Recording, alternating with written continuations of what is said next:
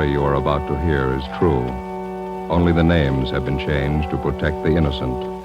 Fatima Cigarettes, best of all long cigarettes, brings you Dragnet.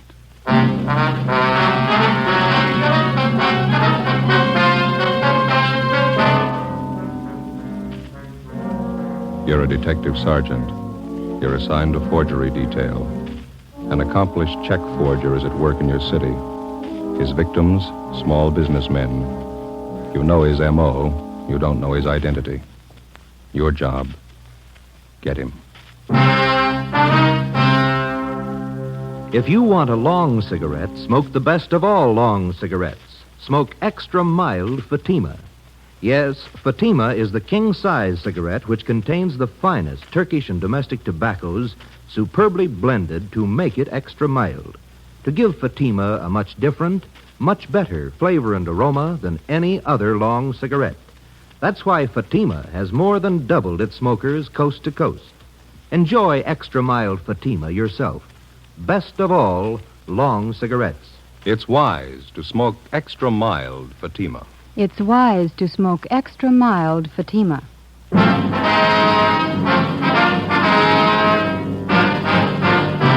Dragnet, the documented drama of an actual crime.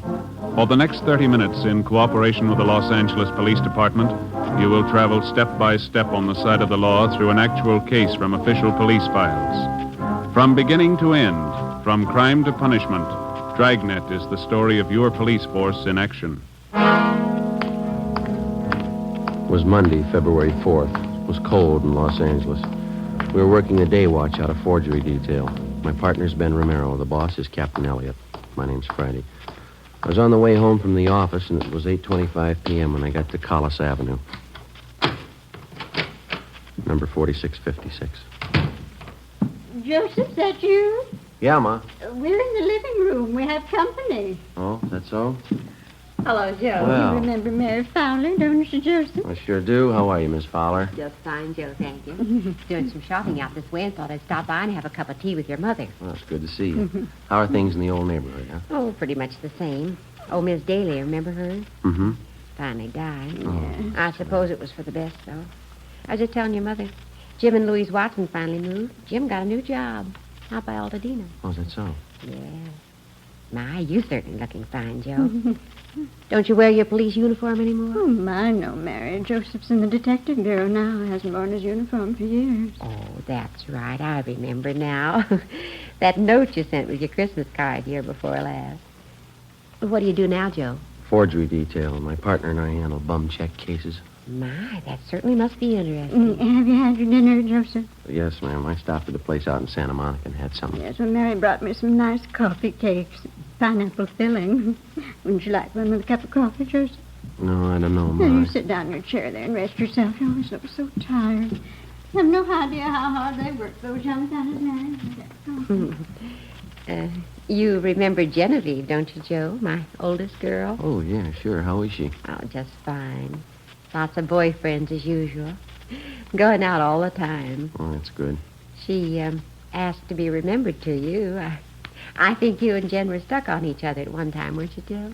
Oh, we went to a couple of dances in high school. And I think she started going steady with another fella, didn't she? Young girls. You never know when they're well off. Here's your coffee, Joseph. I've set it here on the end table. Thanks. I don't think I can use it, Ma. It's delicious coffee cake. You smell how fresh it is. Yeah, it's nice. Oh, my, 8:45. I should have left half an hour ago. Oh, you have to go, Mary? Seems our visits are always so short. Well, I got a lot of ironing to do, and I have to make Carl's lunch. He's always so fussy about his lunches. Yes, well, I'll get your coat. Well, it's nice seeing you again, Joe. Do you want to be remembered to Genevieve? Yeah, tell her hello, will you, Miss Fowler? If you're over our way, be sure and drop in and see us, won't you? Genevieve's home at the office by 6. She often says she'd like to see you again. Oh, Mary. Oh, thanks. Good night, Joe. You be sure to come and see us now. Jen will be looking forward to it. Okay, Miss Fowler. Good night. Yeah, and I'll show you to the door, Mary. You remember all the neighbors, won't you? All right, dear. I wouldn't do take care of yourself now. Good night. Good night, Mary. Nice person, Mary. She's having a hard time trying to find a husband for Genevieve. Yeah. Hey, Ma, I'm not very hungry. I can't eat now. Oh? shame to waste. That's a lovely coffee cake. Been used on the same case, Yeah, same one. Seems to me it's taken an awfully long time. Well, we've been on it 2 months, yeah. I'll never understand it. Why people write bad checks. Always get caught. Well, it's easy living while it lasts. Now, you know what the man's handwriting is like. Don't you know who the man is? Well, we think so, Ma. We're not sure. There's hundreds of check men who work almost alike. Some of them even look alike. There's always a big enough field to pick from. Our problem's picking the right one.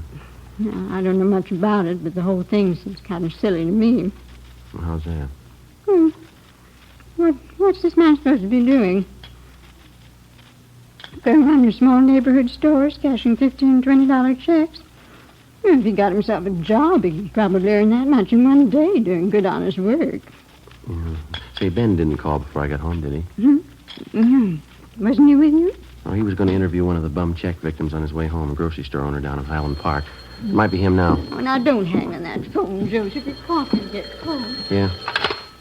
Friday talking. This is Ben, Joe. Got a partial identification from that grocer's, nothing great. Which mugshot did he like? Stanley Bubeck. Grocer thinks it might have been the guy who pushed the check. He can't be sure. 33 bum checks passed. Same M.O. Not one positive identification. Something's phony, isn't it? It's got me stopped. We know the endorsements on every one of those checks was written by the same guy. Used practically the same story on every one of his victims. Yeah. Those 33 people are either blind or they're kidding us. Well, there's only one other answer. Huh? We're looking for the wrong man. For 2 months and 2 days in different shopping districts throughout the city, a man described as well-dressed and middle-aged had been passing worthless checks on independent neighborhood businessmen. Most of the victims were proprietors of small shops, meat markets, liquor stores, grocery stores. In none of the cases was the check written for more than $25. With the help of the stats office and our record bureau, we'd gone through the list of experienced checkmen until we found one man whose description and M.O. matched perfectly with that of the suspect. The man's name was Stanley Bubeck. We can't locate him, Captain. Another thing, we can't get a positive identification from any of the victims. And find a suspect they can identify. You've been tracking the guy for 2 months. What's the big mystery? Well, we tabbed the man as Stanley Bubeck, and his record and his M.O., his description, they all tie in perfectly. Now we're not sure it's him. What do you mean? Well, if it is Bubeck, it's almost a sure thing that one of the victims could have made him on one of his mugshots. None of them can make up their minds. Look, maybe one of you two'd like to be captain of forgery for a day, sit in this office and listen to complaints come in over that phone about this guy, the front office, neighborhood businessmen's clubs, retail merchants. They tell me they're troublesome, I'm passing them on to you. Now, whoever this paper hanger is, we want him, and we want him fast. Lousy little $20 checks. We'd probably have a lot better target if he'd try something bigger. And don't think he and 100 other checkmen like him don't know that. You won't find him stealing company paychecks and flooding the town with paper. They take it from the little guy, and they take it in small amounts, but add up those small amounts at the end of the year, and they'll scare you. Yeah, that's the rotten part about it. None of those victims can afford a bad check. That grocer Donnelly stands on his feet all day and at a profit of $10, $15. He gets tagged with one bad check, and he's working for nothing. We've got bulletins out on the suspect to all the small businessmen in town. They've all been alerted. Excuse me. Captain Elliott. Yeah, okay, Don, right away. Don Myers. He went over the handwriting of those last 3 checks, wants to see you. Okay. How about that special bulletin you got out to the prisons on Stanley Bubeck? Any replies? Nothing yet, Skipper. All right, stay on it. Right, let's go, Ben. It's a sour deal. I'd give a right arm for a line on this guy. Yeah. Well, it'd move a lot faster if somebody'd help us follow those checks closer. The way it's running now, we hear about the paper 2 weeks after it's been cashed. The Bubeck thing isn't helping much. No use trying another line till we get it settled. Hi, Don. Oh, hi. Just finished up on those last 3 checks that came in. You want to give them a look? How do they shape up? Well, you can see for yourself. Right here. Yeah? Here are the 3 I just went over. Mm-hmm. And here are half a dozen bad ones for cash last month. The endorsements on this half dozen match perfectly. And those other 3? Well, I'd say they were endorsed by the same person. Now, look here. You can notice the capital letters. Now, he still handles them the same way. Disconnected from the other letters in the first name. See? Yeah. But he connects the capitals in the last name. See? Mm-hmm. Not very bright. Yeah. Not much doubt in my mind. All the other handwriting factors tie in. The form, skill, shading. They all match up. The movement, the terminals, they're all the same for my money. Yeah, here, the way he writes the lowercase letters. Yeah, that cinches it for me. How's that done? Well, here. The inclination of the terminal stroke on the S. See it? Degree of slant above the horizontals, just about 55 degrees in all cases. Mm-hmm. Now, the finger movement and his capitals have plenty of freedom. They're not shaded much. Yeah. Nothing like this in his lowercase letters, though, you see? Here. Yeah, I think I know what you mean. Not much freedom here, lots of shading. And the pressure on the lifts, here, they match up. Mm-hmm. Same on the downstroke. No, I'd say the skill is medium in all cases. Embellishments, both class 2. No changes at all in the style? Oh, he made the signatures look a little different. All 8 factors match up, though. It's the same person. All we have to do is find him. Hey, how about this fellow Stanley Bubeck? I thought you had him tapped. Now, we're not too sure about him, but it's the only line we got to work on, so it'll have to do for now. Mm-hmm. Romero, the man in the office to see you and Joe. Name's Loomis. Right, Fred. Be there in a minute. Okay. Well, thanks, Don. We'll check you later, huh? Sure, okay. See you. Let's go, Ben.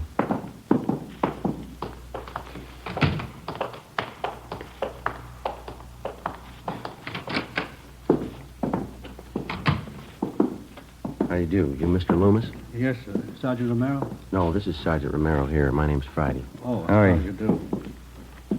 What can we do for you? It's about these checks, Sergeant. These right here. Well? You see, I run a delicatessen out on Sunset, and a few days ago, a new customer came in for a few things and paid for them with these checks. He came in twice. Yeah, go ahead. Well, I got the checks back today. They're no good. I tried to look up the man at the address he gave, but there's no such address. Mm-hmm. You can see, one's for $15, the other one's for $20. Yeah. Reason I asked for you men is because I know the man who runs the drugstore across the street, George Holmquist. He had some bad checks about a month ago. He said you took care of him. Oh, yeah, I remember. Do you recall the man who passed these checks, Mr. Loomis? Yes, I think I do. He told me he was new in the neighborhood and he was looking for a place to trade. Well, I guess we're all anxious for new business. I took the checks. You got those mug shots there, Ben? Well, yeah. Here we are. Thank you. How about these men, Mr. Loomis? Any of them look anything like the person who passed the checks on you? No. Let's see. This one, yes, it does look like the man in a way. I don't know if I could be absolutely sure. Stanley Bubeck, same M.O. Beg your pardon? Well, it looks like you're stuck with a couple of bad ones, Mr. Loomis. Probably the same man who passed checks on your druggist friend. And we're doing everything we can to run this man down. But what about the checks? Isn't there anything I can do about them? No, sir, I'm sorry. Not right now. We would like to have you make out a crime report, if you will, and would you leave these checks with us? Yeah. Friday, Romero. Here's us, Mr. Loomis. This just came in for you. Reply from Salt Lake City, Utah on that bulletin you sent out on Stanley Bubeck. Yeah. He's been in jail for 5 months. We sent a request to Salt Lake asking him to question Stanley Bubeck if he knew of any forger who matched his description or used his M.O. Bubeck could tell us nothing. Wednesday, February 6th. We threw away the results of 2 months of investigation. We went back and started from the beginning. Despite all precautions and warnings, the checks kept coming in at the rate of half a dozen a week. The same M.O. was used. The same handwriting showed up in the signatures on the checks. Again, with the help of the staff and the statistician's office and the record bureau, we waded through hundreds of names of known checkmen and compiled a new list of 38 possible suspects. Each one fitted the general description of the forger. Each one, at some time in his forgery career, had used the same general method of operation. Well, after days of legwork, we finally boiled down the list of possibles to 3 names: George Roberts, James Young, and a Harry L. Johansson. We got out a flyer to all the small businessmen in the areas where the forger operated. Another week passed. The worthless checks kept showing up at the rate of 2 and 3 a day. On February 21st, Ben and I answered a call from a druggist in the Echo Park district. He bought some toothpaste and a carton of cigarettes, Sergeant. Asked me to cash a $20 check for him. Did you ever see the man before, sir? No, he gave me the same old story about being new in the neighborhood. That's when I remembered that police bulletin the department sent me. Mm-hmm. Do you still have that bulletin? No, I looked it over, and then I guess it got mislaid. I wonder if you'd mind taking a look at these pictures here. Not at all. These right here. Mm-hmm. Sure. This one right on top, that's the man. You sure? I am. It only happened a few hours ago. Do you know who he is? Harry L. Johansson, that's the name we have on him. It doesn't mean anything to me. He got real huffy when I wouldn't take his check. Stalked right out of the store. Very suspicious. Did you follow him? No, I told Ralph, my clerk, to follow him. Ralph, Yeah, Mr. Butler? you want to tell these officers about that man this morning? Well, I followed him down the street for a block and then turned the corner. That's where I lost him. It's too bad. Yeah, all I got was a license number.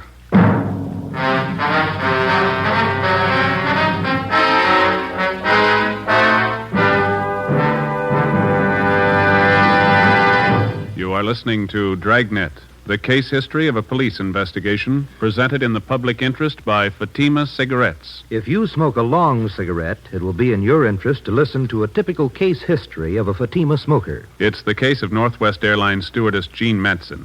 You'll see her picture in leading magazines this week. Now, her actual signed statement. There's one thing I really look forward to after a long flight. A good, mild smoke. That's why I prefer king-size Fatima. It's milder than any other long cigarette I've tried.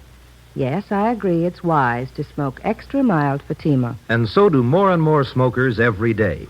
Actual figures show extra mild Fatima has more than doubled its smokers coast to coast. So enjoy extra mild Fatima yourself. The king-size cigarette, which contains the finest Turkish and domestic tobaccos, superbly blended to make it extra mild. You will prefer Fatima's much different, much better flavor and aroma. You will agree. It's wise to smoke extra mild Fatima. It's wise to smoke extra mild Fatima. Best of all, long cigarettes.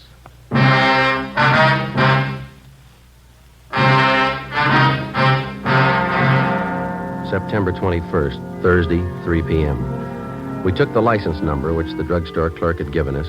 We went back to the office and checked it through DMV.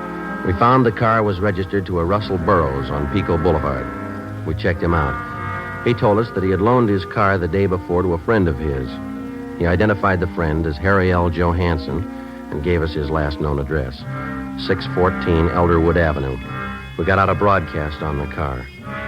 The Elderwood Avenue address turned out to be a single-story wooden frame house in the southern part of the city on the edge of the industrial district. It needed a coat of paint. A woman in her elderly 30s answered the door and identified herself as Mrs. Johansson. She invited us into the living room. There was a baby playing on the floor. I don't expect my husband home for another 2 weeks, Sergeant. He's a cosmetic salesman. Travels all over the western states. When did he leave on this last trip, Mrs. Johansson? The first of the month. Why, is there anything wrong? What's the name of the cosmetics company that your husband works for? Harrington Universal. Offices are down on East Main. Mm-hmm. Do you know a friend of your husband's named Russell Burroughs? Yes, I do. He's kind of a friend of the family. Please, Sergeant, if there's anything wrong, I ought to know. We talked to Mr. Burroughs this afternoon. He told us your husband's in town. Burroughs loaned him his car. Harry?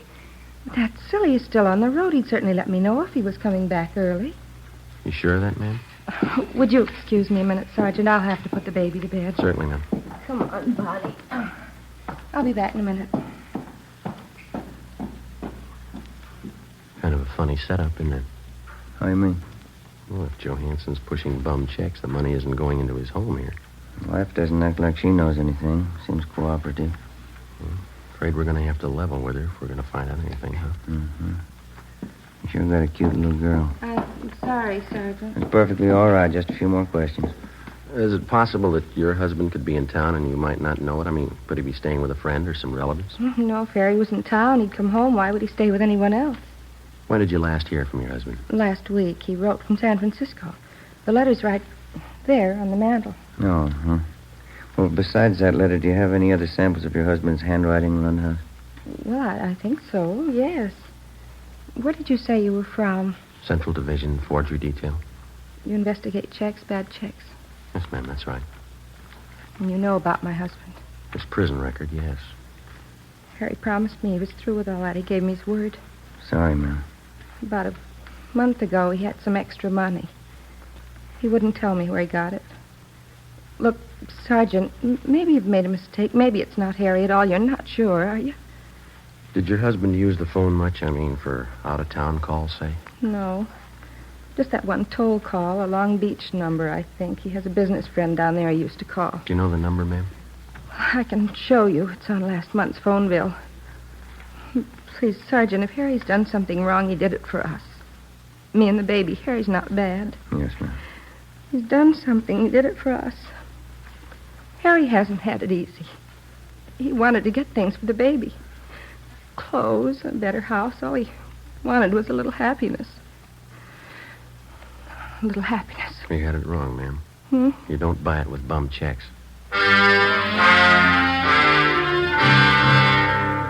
Before we left Mrs. Johansson, we called and had a stakeout placed on the house, and then we got a sample of her husband's handwriting and the Long Beach telephone number that he was in the habit of calling. The next morning, Don Myers in handwriting compared Harry Johansson's letter with the signatures on the worthless checks. It matched. We called the Harrington Universal Cosmetics Company. They never heard of Harry Johansson. We called that Long Beach phone number. A woman answered and gave us the address where the telephone was installed. Turned out to be a swanky, modern apartment house. In apartment 18, we interviewed a good-looking brunette. She identified herself as Harry Johansson's common-law wife. She was well-dressed, and the apartment was richly furnished. What's it all about? What do you want, Harry? Police business. You know where he is? Well, what's he done? Do you know where he is? He drove into Hollywood this morning. Might be back tonight. I don't know for sure. Is this your apartment? Yeah. Mine and Harry's. You're sure that Johansson's not here now? Of course I'm sure. Why? Well, and you won't mind if we come in and look around, huh? I have a right to know what it's all about. Johansson's wanted for forgery. Now, if you want to get involved, you help him hide out. I'm not asking for that kind of trouble. Go ahead and look. Take the bedroom, will you, Ben? Right. Never mind, cop. Thanks for the help, honey. I don't want any part of your troubles, Harry. I didn't know a thing about it, officer. Ben? Yeah. You better come along, too, lady. Well, tell him, Harry. I don't know what it's about. What's the idea of getting me mixed up in this? How do you think I was paying for this place? Taking you out and buying us clothes for you. I don't want any part of it. 3-room apartment, a couple of dresses. That's all he ever got me. You got no complaints, lady. Huh? That's more than he bought his kids. 1 p.m. Friday. Ben and I took Harry Johansson to the county jail where he was booked for suspicion of forgery. We called Mrs. Johansson and notified her. She immediately contacted friends and relatives and raised enough money for a writ to have her husband released from jail. 3 days later, Johansson was arraigned and a date set for his preliminary hearing. After the arraignment, Ben and I took him back to the county jail for rebooking. I'd like to ask you a question, Johansson. Yeah? You got any money of your own left? Why don't you stick to your own business, copper? That family of yours is having a pretty rough time. Your wife borrowed every cent she could find to bail you out. Now, what's she going to live on? She got relatives. No, there's the elevator. Come on, Johansson.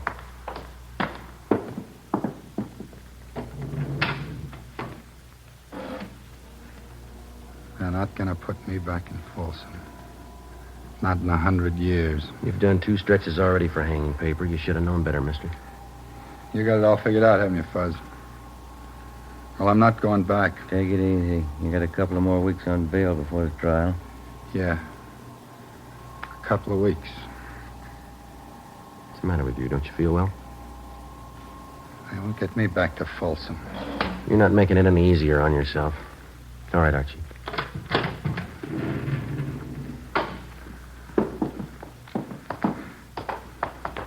Don't you cops understand?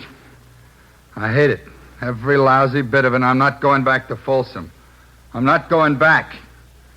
Now, do you understand? It's a good idea, mister. You remember that when you get out. We booked Harry Johansson into county jail. His bail was continued, and he was released pending the trial. During the next week, along with the district attorney's office, Ben and I helped prepare the case against Johansson. 3 days before the trial opened, we had a phone call from Mrs. Johansson. She told us that her husband had disappeared. Well, there was nothing we could do until he actually failed to appear in Superior Court at the appointed time. On Monday, April 3rd, the case of the State versus Harry L. Johansson officially opened. The defendant failed to show. A bench warrant was immediately issued, and we got out a broadcast and an APB on the suspect. Stakeouts were placed in his house and at the apartment of his common-law wife. 2 days passed. No sign of him. Nothing, Joe. Bumley just checked it out. Yeah. How about those 2 ex-con pals of Johansson's? Did you check with them? Yeah, nothing there. don't see how I can last out much longer. One suit of clothes, no money. You still got a checkbook. When did the skipper say he was coming back? On 7:30 tonight. 7:15 now. I'll get it. Forgery, Friday. Joseph, this is your mother. Oh, yeah. Hi, Ma. I forgot to tell you when you called earlier. You're supposed to be home tonight by 8 o'clock. What's that, Ma? Mary Fowler, she's coming over to visit tonight, and Genevieve's coming with her. Yeah, well, look, will you try to explain to them that I'm working and I can't get away, huh? Well, all right, Joseph, I'll try. If I possibly can, I'll try to make it home by 10. Will that be all right? All right, Joseph, I'll see what I can do. Genevieve's going to be disappointed. Yeah. If I'm later than that, don't wait up for me, huh? Yes, all right then. Bye, Ma. Yes. Bye, Joseph. Oh, hi, Skipper. The call just came in. Yeah? They found Johansson. Captain Elliott, Ben, and I drove out the highway to the Tahunga Wash. We turned off and headed into the Mount Gleason area. Captain Elliott directed us onto a dirt road. Halfway up one of the mountains, we spotted a group of cars pulled off on the shoulder of the road. We parked behind them, got out, and started over. Who found the car, Skipper? One of the people living back in the hills. Spotted it on his way home from work. Mm-hmm. Coroner got here in a hurry. Yeah. Hi, Dave. Oh, how you doing, Joe? Captain Elliott. How long's he been dead? Since last night, I figure. Come on over. Yeah. You talked to the man who found Johansson's body, Dave? Yeah, he didn't touch a thing. What'd you find? Powder burns on the temple, powder on the hands. Boys from homicide found the note. It's on the seat right next to him. Here it is, here. It's been checked. Yeah, thanks. All ties in, huh, Dave? Pretty tight, yeah. Gene Bechtel from homicide wants to talk to you, Captain. Okay, be right back, Joe. Right. Who do you address the note to, Joe? His wife? No, the girlfriend. Look what he wrote it on. Yeah, blank check.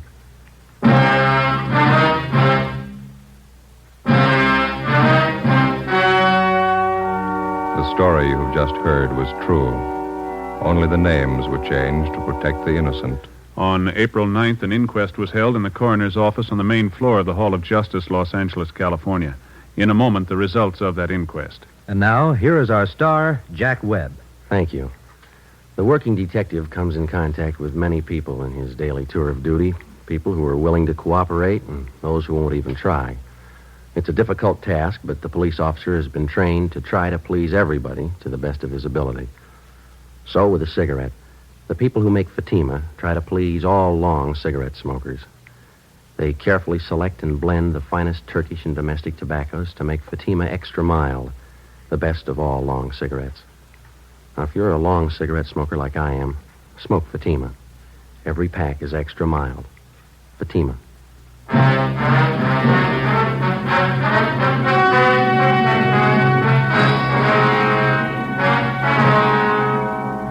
On April 9th, the coroner's jury returned a verdict that the death of Harry L. Johansson was caused by a gunshot wound in the head, self-inflicted.